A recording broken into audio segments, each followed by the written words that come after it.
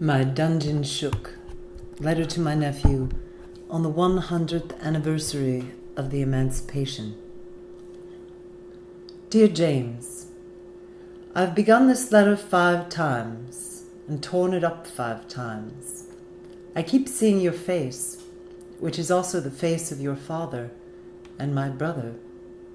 Like him, you are tough, dark, vulnerable, moody, with a very definite tendency to sound truculent because you want no one to think you are soft. You may be like your grandfather in this, I don't know, but certainly both you and your father resemble him very much physically. Well, he is dead. He never saw you, and he had a terrible life. He was defeated long before he died, because at the bottom of his heart, he really believed what white people said about him. This is one of the reasons that he became so holy.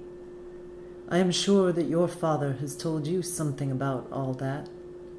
Neither you nor your father exhibit any tendency toward holiness. You really are of another era, part of what happened when the Negro left the land and came into what the late E. Franklin Frazier called the cities of destruction. You can only be destroyed by believing that you really are what the white world calls a nigger. I tell you this because I love you, and please don't you ever forget it. I have known both of you all your lives, have carried your daddy in my arms and on my shoulders, kissed and spanked him and watched him learn to walk. I don't know if you've known anybody from that far back, if you've loved anybody that long, first as an infant, then as a child, then as a man. You gain a strange perspective on time and human pain and effort. Other people cannot see what I see whenever I look into your father's face. For behind your father's face, as it is today, are all those other faces which were his. Let him laugh, and I see a cellar your father does not remember, and a house he does not remember, and I hear his present laughter, his laughter as a child. Let him curse, and I remember him falling down the cellar steps and howling, and I remember with pain his tears, which my hand or your grandmother so easily wiped away. But no one's hand can wipe away those tears he sheds invisibly today, which one hears in his laughter and in his speech and in his songs. I know what the world has done to my brother and how narrowly he has survived it.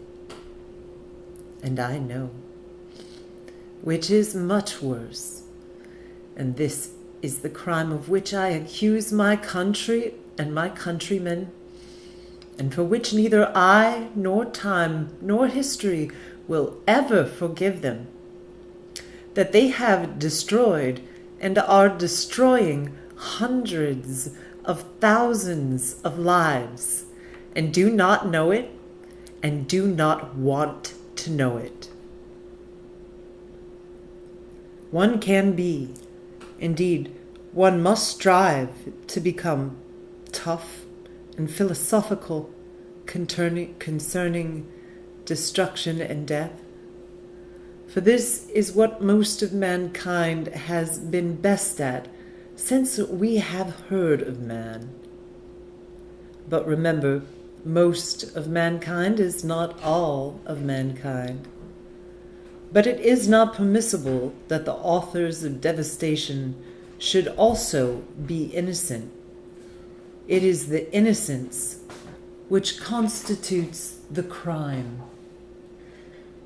Now, my dear namesake, these innocent and well-meaning people, your countrymen, have caused you to be born under conditions not very far removed from those described for us by Charles Dickens in the London of more than 100 years ago. I hear the chorus of innocents screaming, "No, this is not true. How bitter you are." But I am writing this letter to you to try to tell you something about how to handle them. For most of them do not yet really know that you exist. I know the conditions under which you were born, for I was there. Your countrymen were not there and haven't made it yet. Your grandmother was also there, and no one has ever accused her of being bitter. I suggest that the innocents check with her. She isn't hard to find. Your countrymen don't know that she exists either, though she has been working for them all their lives. Well, you were born. Here you came, something like 15 years ago, and though your father and mother and grandmother, looking about the streets through which they were carrying you, staring at the walls into which they brought you, had every reason to be heavy-hearted, they were not. For here you were, James, named for me. You were a big baby. I was not. And here you were, to be loved. To be loved, baby, hard, at once, and forever, to strengthen you against the loveless world. Remember that. I know how it looks today for you. It looked bad that day too. Yes, we were trembling. We have not yet stopped trembling. But if we had not loved each other, none of us would have survived. And now you must survive because we love you, and for the sake of your children and your children's children. This innocent country set you down in a ghetto in which, in fact, it intended that you should perish. Let me spell out precisely what I mean by that, for the heart of the matter is here, and the root of my dispute with my country. You were born where you were born and faced the future that you faced because you were black and for no other reason.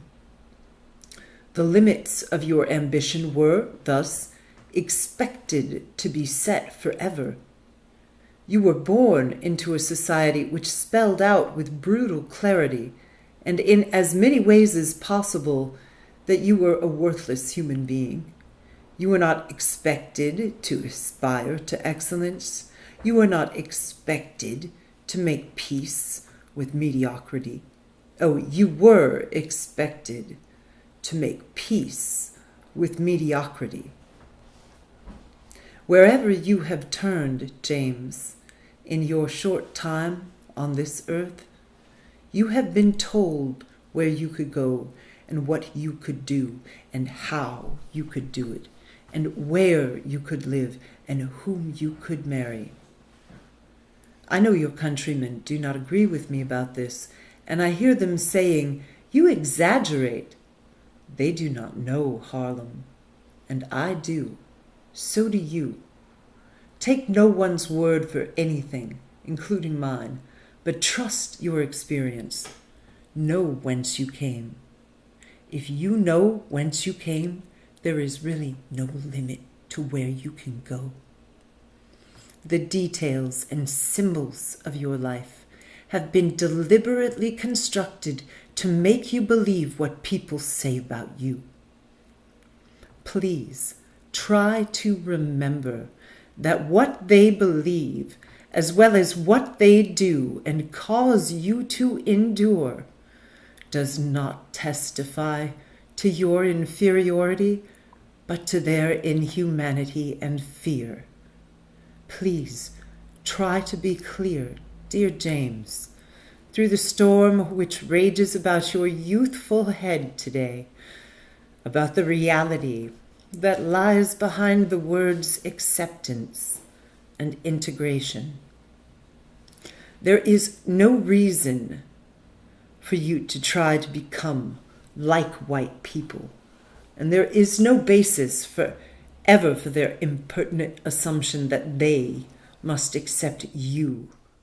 The really terrible thing, old buddy, is that you must accept them. And I mean that very seriously. You must accept them, and accept them with love. For these innocent people have no other hope. They are, in effect, still trapped in a history which they do not understand. And until they understand it, they cannot be released from it. They have had to believe for many years and for innumerable reasons that black men are inferior to white men.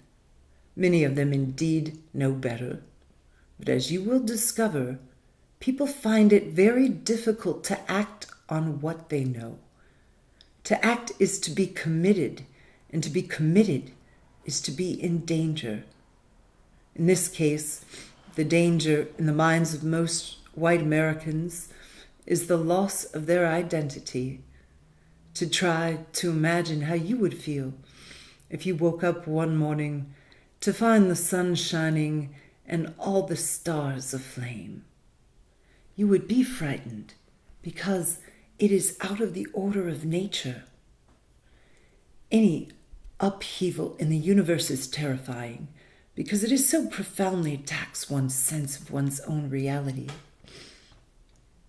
Well, the black man has functioned in the white man's world as a fixed star, as an immovable pillar, and as he moves out of his place, heaven and earth are shaken to their foundations.